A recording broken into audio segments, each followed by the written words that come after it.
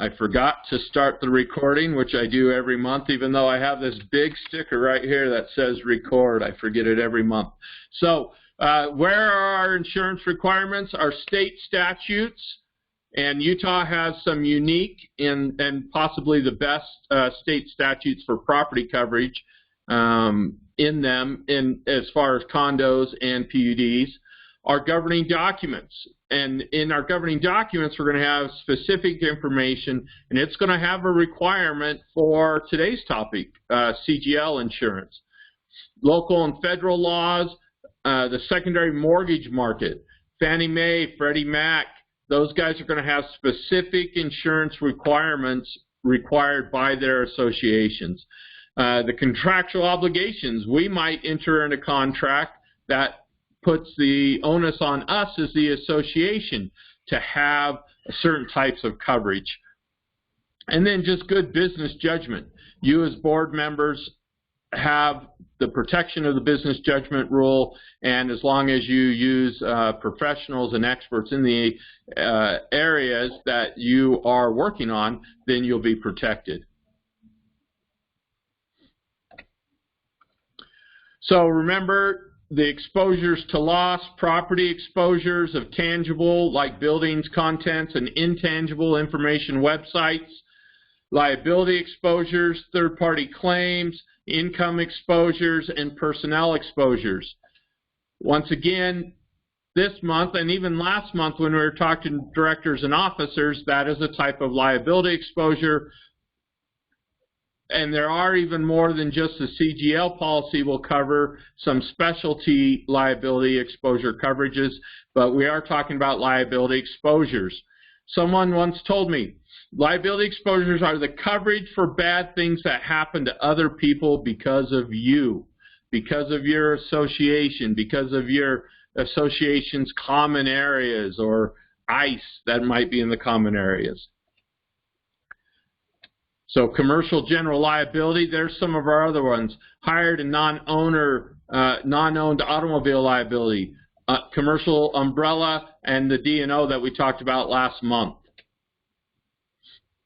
So I'm going to, and there's 4 types of exposures that we're talking about, right? And when we're teaching community managers, we're teaching them about the PD, the BI, the PI, and the AI, 4 types of exposures, and they are property damage, bodily injury, personal injury, and advertising injury. These are the 4 types of exposures that you can do risk management and risk control on, but part of that needs to be buying a commercial general liability policy for your protection. Once again, I'm going to talk, I can't stress this too much, but how do we know that the insurance agents and brokers that are out there are the right ones for our association? Well, it's really simple. And here's the things we need to be looking at. Experience. Are they a specialist in the field? Do they have a knowledge of community associations? How are they on helping with claims? Do they participate in the professional and trade associations? What's their professional standing, their licenses, and their bonding? And then that CIRMS, Certified Insurance Risk Management Specialist. And Bayot and I have been involved in our industry trade group for 20 years, it seems, getting close to it anyways. He's been with Buckner Company for 20 years. Buckner was established in 1936 during the Great Recession and is the oldest and largest independent insurance agency in the region. Bayot is a certified insurance counselor, and in the association industry, that CIRMS designation, the Community Insurance Risk Management Specialist, one of only a couple here in the state of Utah. His primary areas of focus include HOAs, contractors, and real estate insurance. Bayot was named a top 100 insurance agent by the Insurance Business America in 2017, 18, 19, and now 2020. So I'm pleased that Bayot could join us today. He's got a great presentation for us on CGL. when Beat is done with his presentation, then we'll open up for some Q&A if we have some time left. You can ask questions down in the chat. And I do see that we have a board member saying no sound. So look in your computer's volume, and you should have the different apps that are on your computer, and then you can probably see Start Meeting as one of them. You might need to increase that, and hopefully you can fix that. And a note that it's been fixed. Great. All right, I'm going to turn the time over to you, Beat, and give you, while you're introducing yourself a little bit, give you presenter control. Here it comes, and everyone, Beat. Good afternoon, everybody. Can you hear me okay? We can hear you great. And you see my presentation? Not yet. Hold on. I just started sharing. You should see that right now. Do you see my presentation? I'm still seeing you, Beat.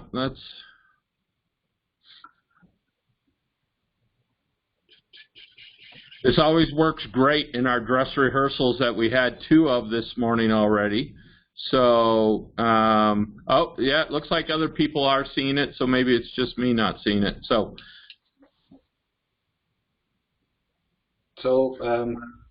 I'm assuming everybody can see the first slide. Michael, can you see the first slide just to verify it? I'm not seeing it, but it looks like other folks can see it, so I'm not sure. Everyone, thank you for your patience. Just give us a moment. Give me just a second, Beat. Okay.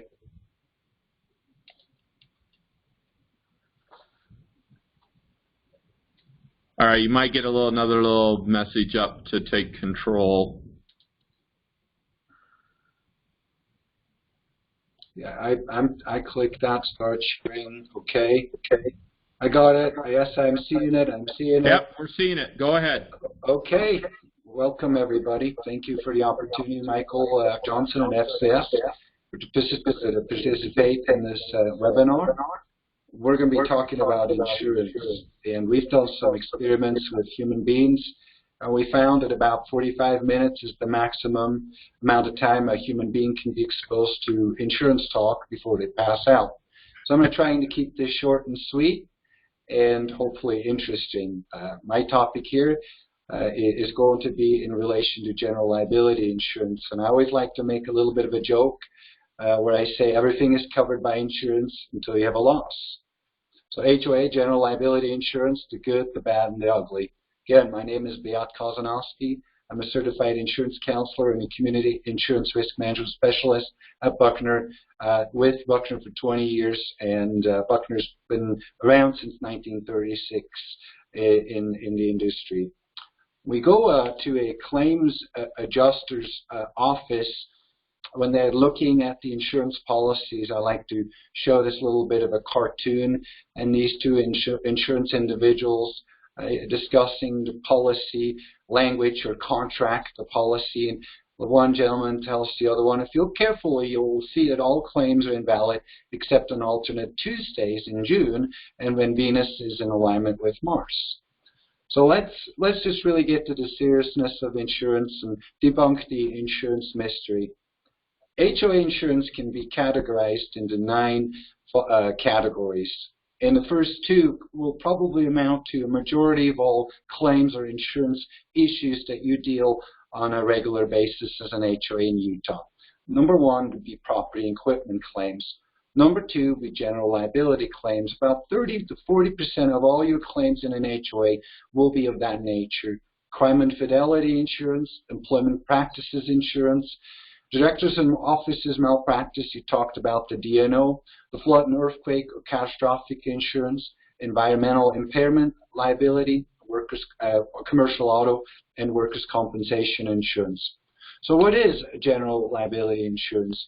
Commercial general liability, we call it CGL, or sometimes called HOA liability insurance or HOA business liability insurance, helps protect your association from liability claims alleging bodily injury, property damage, libel, and slander. A vast majority here in Utah, statistically, are bodily injury claims. That seems to be the trend.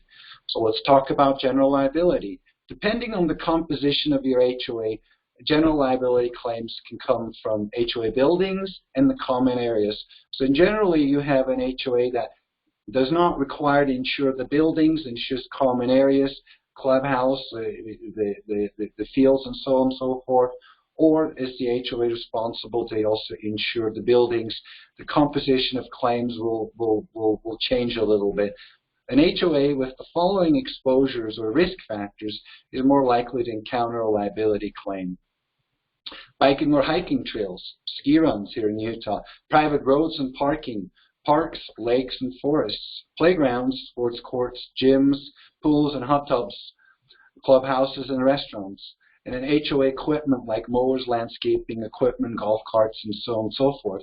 And if an HOA does its own maintenance or work, it increases its own liability because now you're the one that executes the work. On the general liability world, a lot of our claims we're dealing with for slip and fall claims. Slip and falls are the #1 cause of accidents, not just in HOAs, but also across the nation with businesses that deal with people walking on their property. And approximately 70% of all claims actually occur in flat or level surfaces. More than 1 million people go to an emergency room each year for a slip and fall accident in the United States.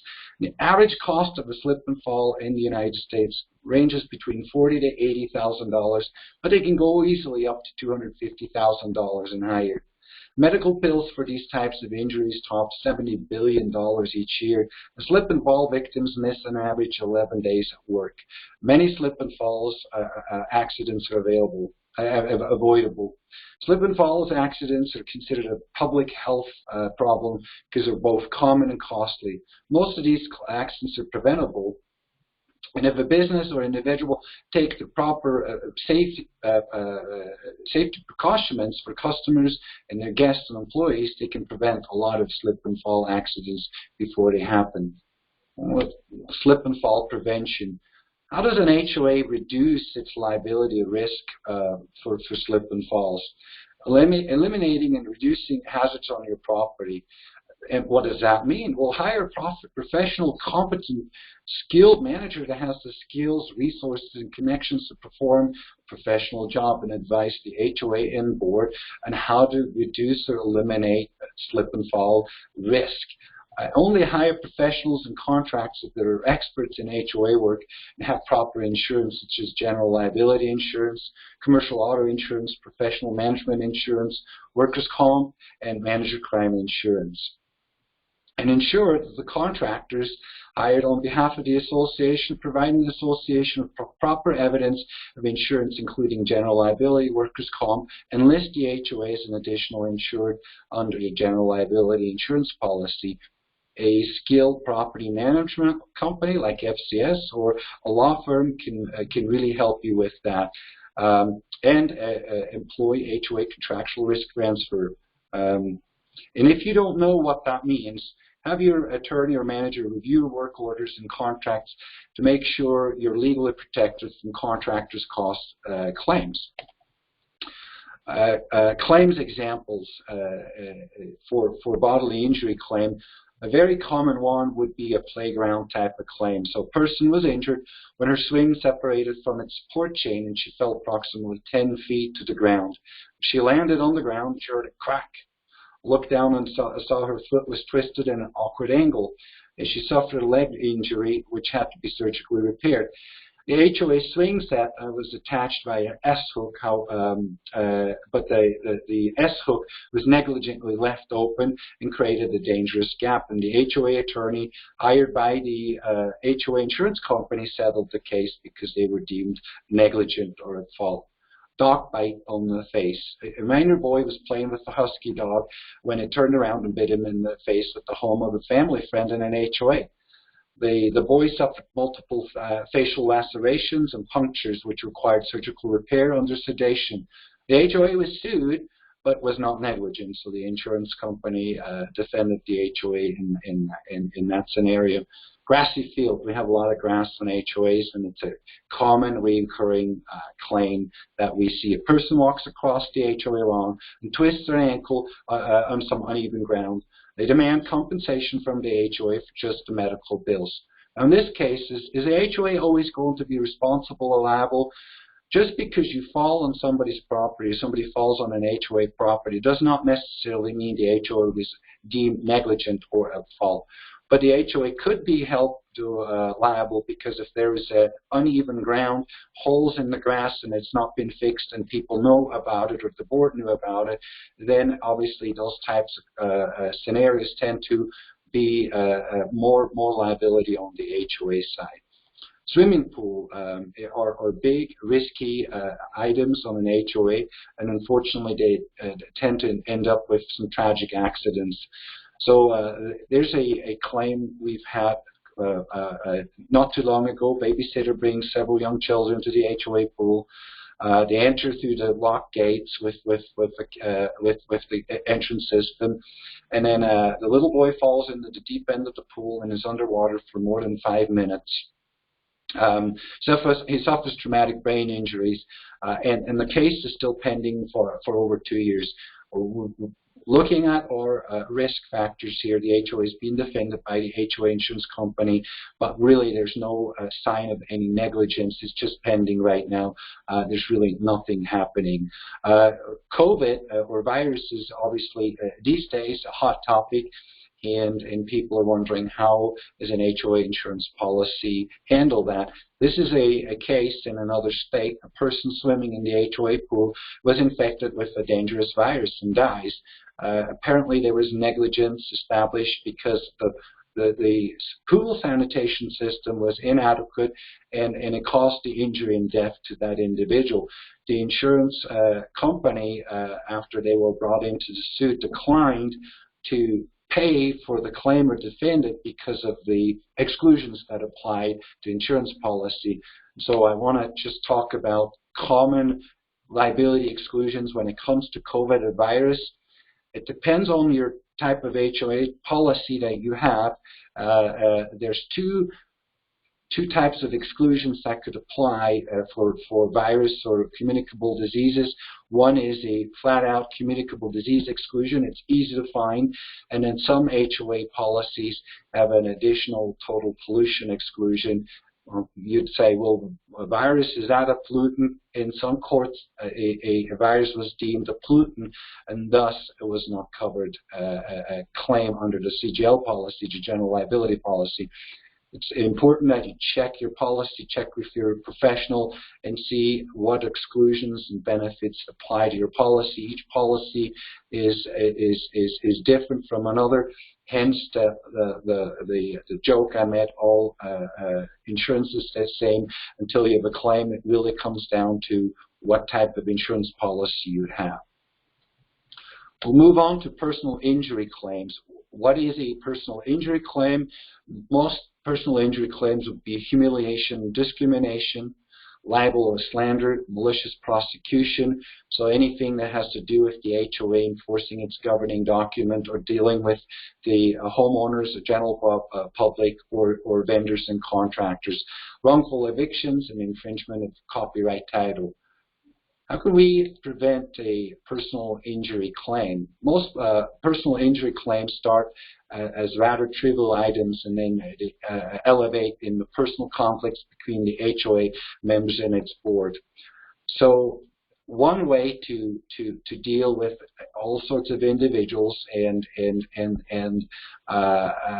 to outsource the risk of a personal injury claim is to use an accredited and skilled property manager to help navigate complex HOA matters and delegate and let the manager handle these tasks. Always consult your HOA attorney with delicate legal matters. Unless you're an attorney with HOA matters, you really ought to seek professional advice from professionals like an HOA attorney. And never get into any personal arguments with any member of an HOA when acting on behalf of your association. And treat your fellow board members, HOA unit owners, vendors, and managers with respect and high-level professionalism. Keep in mind you're representing the HOA as an official and not as an individual. HOAs that have infrastructure tend to also have some claims that they damage other people's property or homeowners' property. A very common one here in Utah would be irrigation system claims. Case here would be an HOA irrigation system kept breaking and flooding unit owners' homes. The HOA does not have the funds to repair the system and needs to collect more dues, and so we're waiting another year for funds to arrive so we can fix it. Over the several first months of the year, several units are flooded due to the broken pipes, and the unit owners sue the HOA for property damage due to negligent maintenance. Flood, or this would be considered flood, is not typically covered under an HOA or unit owner policy, and so it tends to inflame people's demeanor, and they're more likely to sue the HOA for negligence, and the HOA would have liability insurance for that. We got a lot of questions and concerned owners and HOA about falling trees. So this one here, so during a strong wind event, a large HOA tree falls over to the neighboring property, damage part of their neighbor's home and car. Is the HOA liable? That's a legal question. What we find is just because your tree loses a limb or a tree gets blown over by a storm does not necessarily mean the HOA is liable. But if you had talked about your rotten trees that are dying and falling, and the neighbors have complained, and you're not doing anything, again, you're more likely to be liable for this type of claim. We also see some interesting claims after claims that happen because of a fire. An example, if there are a large fire, the HOA and an HOA, several units owners are burglarized due to broken doors and unsecured units. And the owners sue the HOA and manager for negligence. So when somebody has a fire or multiple units sustain fire damage, what we find is a lot of times vandals or burglars try to enter those units and steal homeowners' belongings. If an HOA property managers are in charge of the disaster, it's important that make sure that all those homes are properly boarded up, locked up, and precautionary measurements are taken. Items are put in the storage unit, or you let the unit owners handle that in order for the association to avoid being liable for those types of claims. I always like to talk about the good claim versus a bad claim. What is a good claim? A good claim is a covered claim, and a bad claim would be not a covered claim. Let's go into some general liability CGL exclusions. This probably, if I had to pass on one message here dealing with contractors, like CGL exclusions would be this example here. HOA contractors, bad or faulty work. What does that mean? So HOA needs all the roofs replaced, and after an extensive bidding and vetting process, 3 reputable roofing contractors are selected as the final bidders. All contractors are within about $250,000 of each other. The total job will be around $2 million, so it's a lot of money. At the last minute, the board member brings in their cousin that can do the job for $350,000 less than the lowest bidder. After the job is complete, when they hired this individual, the HOA soon discovers that the roofs were installed incorrectly, and some roofs have started to leak or soon will start to leak and deteriorate. The roofing manufacturers call, and they say the warranty is void because the roofer did not follow the manufacturer installation guidelines. And the roofer's general liability policy, in fact, all general liability policies exclude the bad work that the roofer performed. They only cover subsequent damages like the leak and ice dams that cause water damage, and the HOA insurance policy does not pay for this type of claim either. So it's really important to take away here, if you're hiring any contractor, people always tell me, oh, they have liability insurance. Yes, they do, for subsequent damage. They do not have coverage for them botching their own work or installing a bad roof. There's really no insurance for that. If an HOA is concerned or a business is concerned about the performance, they need to look into what is called a payment performance bond. That is a financial guarantee for someone's execution in the work and comes with a warranty, but it's not a general liability claim. HOA pollution and communicable disease exclusions, we talked about that. Mold, asbestos, lead, or fungi exclusions, those are pollutants that are always typically excluded. And then one here that we see oftentimes, and not too frequently, expected or intended injury. And what does that mean? A recent claim example, we had a property manager send out delinquency notices to delinquent owners. It's a standard procedure. An angry homeowner hand delivers their HOA delinquency notice back to the board president, claiming it was incorrect, and they might have been right. Angry words are exchanged, and ultimately the board president crumples up the document and tosses it back to the unit owner. The police are called, and charges are pressed against the president for assault.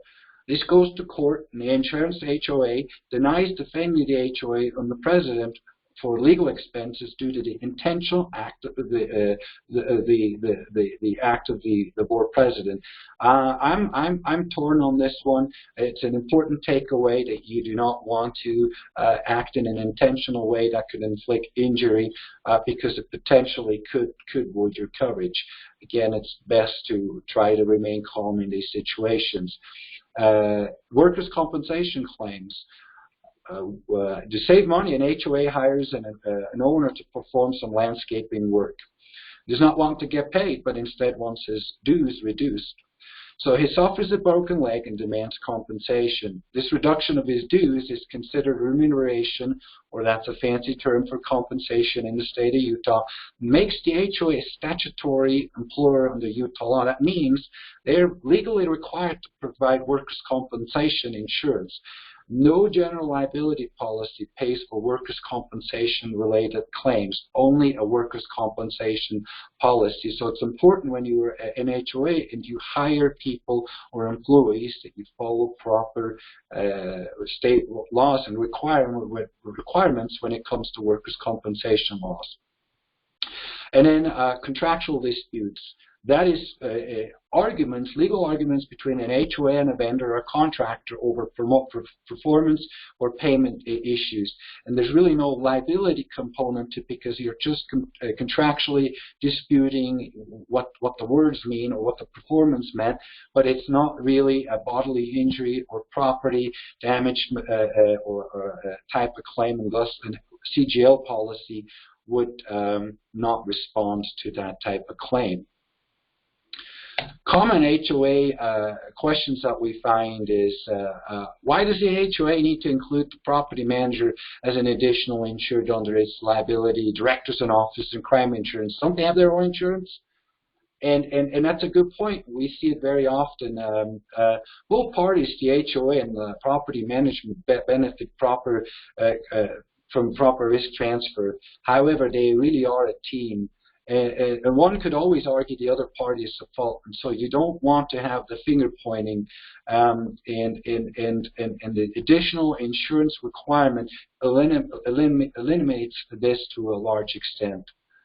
Also, it's a contractual requirement in the property management contract, and it benefits both the property manager as well the HOA.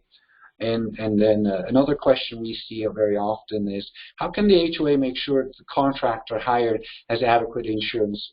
Well, one is you do your due diligence and have a contract with them that outlines the certain requirements of insurance contractually that they're supposed to provide to you as an HOA, just like you would outline the certain means and methods and materials and work that they would provide to you. You can also spell that out with insurance. And then a common argument, insurance always tries to weasel out of claims, so why should we bother with it? I go back to my first argument, all insurance is the same until you have a claim. And an insurance policy is never the same type of a product. If it comes from Travelers, if it comes to from Zurich or State Farm or whatever, these companies have very standard contracts, but each contract or insurance policy is really its unique, different policy, and so one can never assume that it's the same policy because it comes from the same insurance company or provider. You want to make sure, just like Michael pointed out in the previous slide, to do your proper vetting and due diligence to figure out what HOA insurance is best suited for you. And then risk shouldn't dim opportunity. And this is the end of the presentation here. Promised this would be short and sweet. Does anybody have any questions? I see here on the chat. Does anybody have any questions? Or Michael Johnson, do you have any questions? Yes, I do, lucky you. So we didn't even practice this ahead of time, but just some things, common things that I hear from board members while they are thinking about their questions. And I'm going to turn on the Q&A. Those of you that are participating, if you have a question, just respond. Just a moment.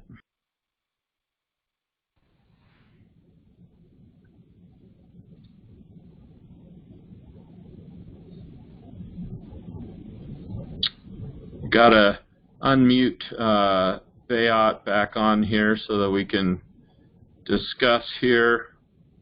There we go. So if anyone has a question, it'll pop up in just a second. But a couple of questions, Bayat, that I had is on swimming pools and the drowning. Obviously a horrible situation.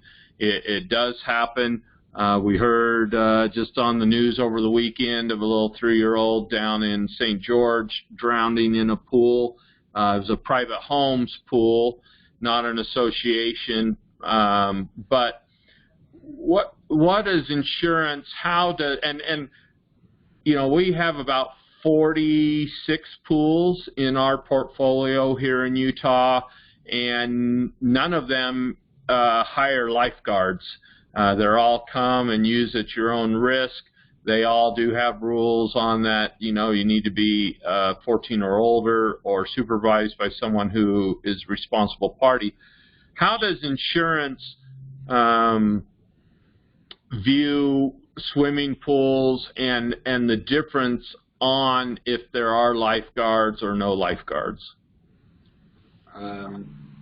Actually, having a lifeguard would be, then the HOA would hire the lifeguard, pay the lifeguard, and that comes with expenses, but also more due diligence, more liability. I'm not saying a lifeguard wouldn't be important, but it's a rather large task. If you ever go to a pool, public pool that has lifeguards, you know what I mean. They're constantly policing, and they have a lot of liability. So in the event of an unfortunate accident or death, and you have HOA lifeguards, then the HOA is created to a higher level of liability because they provided this additional fail-safe, as opposed to an individual going on an HOA pool that has to enter a secure gate, a mechanism.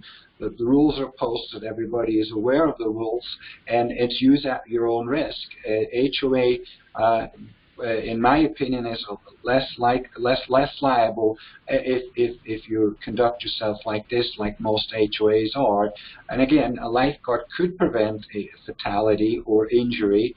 However, that's a momentous task for an HOA to hire lifeguards and staff them properly and have the skills and competent individuals to handle and man that type of a pool situation. Yeah, good point. Good point. Tell me one thing that we hear a lot of, and even a couple times FCS has been, the association has been sued, and then FCS has been sued because we're the management. But boards all the time, they get frustrated that insurance companies settle claims, and the board didn't do anything wrong, but their insurance is still going to proffer a financial settlement to the person making the claim to make it go away and stay out of the expensive court system. What should be expected in the board's involvement in settlements?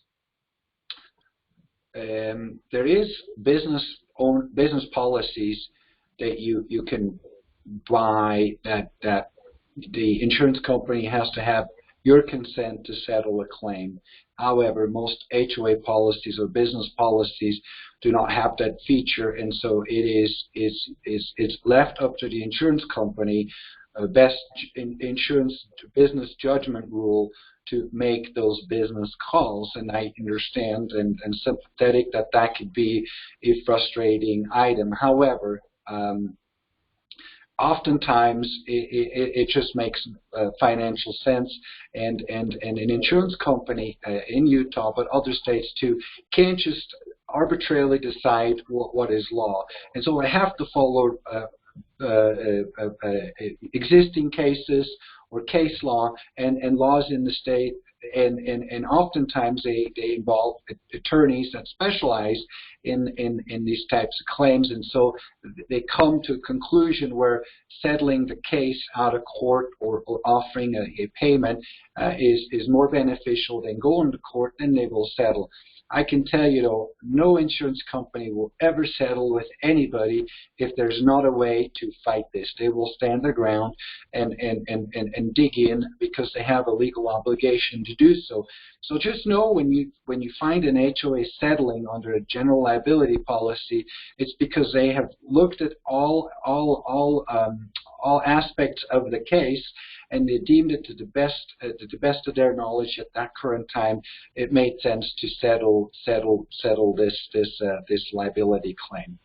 Okay, I'm gonna stop your screen sharing, so now everyone's gonna see us in our big full-size glory. So I don't know if that's good or bad for everybody, but one more question that comes up a lot of times is, and we mentioned that workers' compensation is an employee liability policy, and it is not covered in the CGL policy, but it is it's a pretty big part. We see a lot of claims come from it, and we see a lot of confusion in the like you mentioned, a volunteer is going to change the lights outside or is going to do a project so the association can save some money.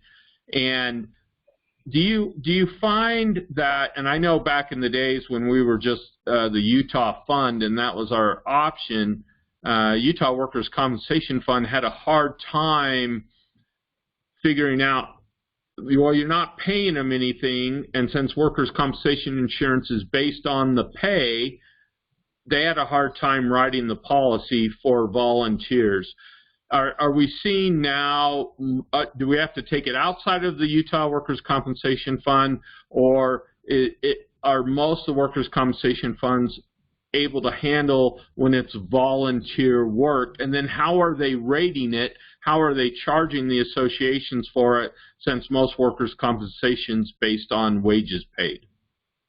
There's really two types of policies or plans in Utah. Just talking about Utah, but other states are very similar. One would be the compulsory or mandatory workers' compensation insurance, and there's more than the WCF workers' compensation of Utah, but it really is for an employer-employee workers' compensation policy that involves a remuneration or compensation, and boards sometimes get confused. They say, well, we're not paying this person a salary.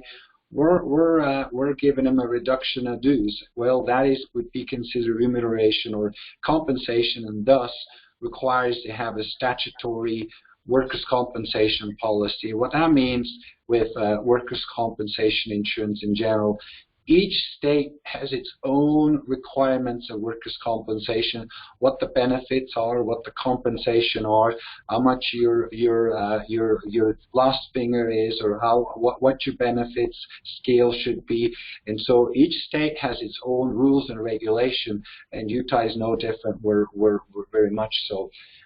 How does that play into, if you're not an employer or a business that has any employees? An HOA usually does not have employees. They have third-party contractors to come out. They're supposed to have their own insurance or get a workers' compensation waiver from the Department of Labor, which is another important thing, that if you hire anybody to come onto your property, make sure they have proper workers' compensation insurance, or at the very least, if there's sole proprietors and they can exempt themselves, they've legally exempted themselves so they can't come after you. But then that still leaves a question on, we have a committee that's going to do some spring cleanup, right, some general work, and they're not getting paid. They're just doing this at the goodness of their heart, and then just spruce up the HOA grounds. And if somebody throws out the back or cuts their finger and needs stitches and they don't want to sue the HOA, they say, well, that just, it was me chipping over or getting my hand caught in a tool, and now they just want a couple of thousands of dollars of compensation. Absent of them making a liability claim against the HOA, where then the question is, was the HOA legally liable? And that could be a drawn-out legal battle. An HOA in Utah can purchase a standalone workers' compensation policy that applies to non-compensated members, board members, committee members, or these volunteers. They're typically very inexpensive, somewhere between $500 and $1,000, and they're just rated on just the minimum. That type of policy would compensate an injured owner doing any volunteer work. We found some HOAs that have active volunteers do mainly spring cleanup and some other gardening tasks. They get that if they have a lot of homeowners performing work. Keep in mind, those volunteer policies, they're not really intended to supplement or take the place of a true professional workers' compensation policy. So a big one would be the pool monitors typically are not included under that, or if somebody goes out in a building and paints a 3-story building, that policy is really not intended to covering that. So it's not a policy that will just pick up anything and everything. Is really just for some general volunteer type of work. What percentage of your HOA clients would you say buys that minimal non-compensated workers' comp policy? Maybe 1 in 10 or 1 in 20 is not very often. I mean, it's out there, it's available, but it's not very common. Okay. All right. Looks like we have a question. I'm going to queue them up. Just a moment. Michael, I have every reason to believe that FCS is acting properly as far as our HOA is concerned. I know we have coverage and whatnot, but I personally have no level of competence to judge the value of that insurance. Is there a way of getting an insurance checkup by a disinterested third party so that we know we are adequately covered? And then second part of that question is, it might be useful, and I don't know if this is a question, I just changed that, but it might be useful to have some kind of a list of some kind about the do's and don'ts of hiring a contractor to work for us. In other words, do this, but whatever you do, don't do this thing. Does that make sense? Yep, it does. Kent, great question. So, Beat, how do we as a management company, we go to great CERMS people like yourself, and you sell us a policy for our association clients. What's the best way for any of us who, and I'll be honest, I think insurance is probably the most complicated thing we do as professionals in this industry and that boards have to work with. How can we make sure, or what's the protections that what you've provided for the association is sufficient? Yeah, and to make it really fun, it changes every year, and then you have multiple lines of insurance. We just talked about the 9 segments, right? And it changes every year. So how does an HOA or a business deal with that problem or that challenge? One is you hire a third-party consultant, a law firm or a retired insurance professional that specializes and that gives you an opinion. However, you end up having to ask them a lot of questions into paying for an insurance policy, and then you're paying for a consultant to review your insurance. So how does a business or HOA in general handle that challenge? And most businesses, what they do is just like a property manager or a contractor. They do an RFP, a request for proposal, and they interview an agent or agents and have them present with their skills and knowledge based on, usually we get introduced to a property manager that we then get to do a presentation. Usually what I like to do, I don't like to do a sales pitch, but we get some basic information and then advise the board and the manager on some of the things that we would be doing that pertains to this association to help them understand the risk and how to procure proper insurance. And then it really comes down to trust. Do you trust this professional to do a proper job for you? And you entrust them for the next 2 to 5 years with their insurance procurement, because absent of that, you're just going to get a proposal that has a variety of information, but this information is usually general information on 1 or maybe 2 pages, and we're talking hundreds of pages of insurance contracts. So really, as a board, how do you know? And my recommendation is you interview, you vet your agent, and you make sure you're comfortable with the professional that you hire, and then you trust that they're doing a proper job. Just like any professional, if you don't trust your dentist, you don't like what they're doing, it's time to look for another dentist. If you have an attorney that every time you call them, they drum up a huge legal bill, or they can't answer your questions that seem to be simple or have to get back to you, you probably are with the wrong professional, and you have to look at somebody that does that on a day-to-day basis. And just like with property managers, like with HOAs and insurance agents, there's agents out there, agencies out there to specialize in HOA insurance and risk management. And so really the short answer to that is you hire somebody that specializes in that, and you trust them that they do a proper job for you. I assume the insurance broker agent, the brokerage has a malpractice type of insurance, an E&O type of insurance like we carry as a management company? Yes. So our company has a very high limit of professional negligence and liability insurance, and we get scrutinized by our own insurance company to make sure we show them we know what we're doing, and we also have a lot of skin in the game, meaning a deductible. So we're all held to a very high standard usually as agents, and especially here at Buckner. All right, Ken, thanks for your question. Next question. Let's see here. I think there's one more.